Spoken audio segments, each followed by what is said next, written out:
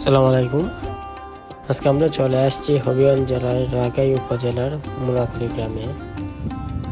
এখানে রাজবিহারী সাহা নামে একটি রাজবাড়ি অবস্থিত। এটি মূলত প্রায় 1500 বছর আগে তৈরি হয়। রাজবিহারী সাহা এবং লোকনাথ রায় নির্মাণ করেন এই বাড়িটি। এই বাড়িটি গ্রাম বাংলার মাঝে প্রাকৃতিক আর ঐতিহ্য এক সৌন্দর্য ধারণ করে।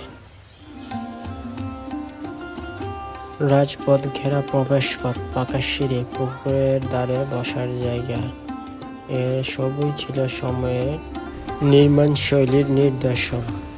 এই বাড়িটির কারুকার্য বা নকশা দেখলে যে কারো মন জুড়িয়ে যাবে।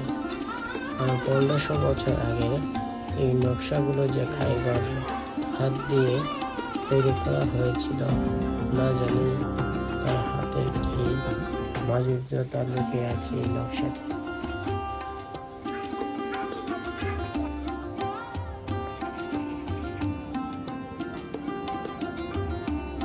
দীর্ঘদিন সংস্কার না হওয়ার কারণে বাড়িটি আজ ধ্বংসের পথে।